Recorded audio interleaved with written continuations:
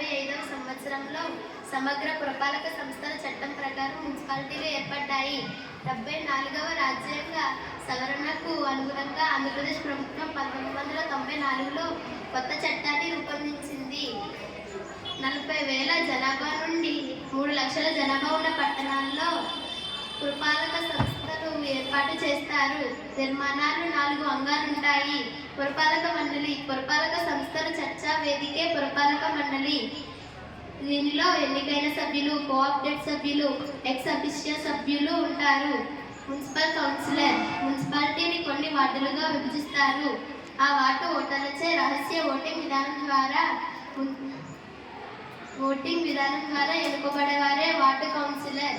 పదవీ కాలం 5 సంవత్సరాలు. 40,000 జనాభాకు 21 వార్డులు, 21 మంది కౌన్సిలర్స్. 1 లక్ష నుండి 2 లక్షల జనాభాకు 27 వార్డులు, 27 మంది కౌన్సిలర్స్.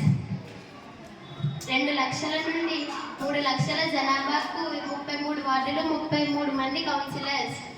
మున్సిపల్ చైర్మన్ మున్సిపాలిటీలో అన్ని వార్డుల ఓటర్లచే ఎన్నుకోబడిన వార్డు కౌన్సిలర్లోంచి వార్డు కౌన్సిలర్ తమలో ఒకరిని మున్సిపల్ చైర్మన్ను, మున్సిపల్ వైస్ చైర్మన్ను ఎన్నుకుంటారు.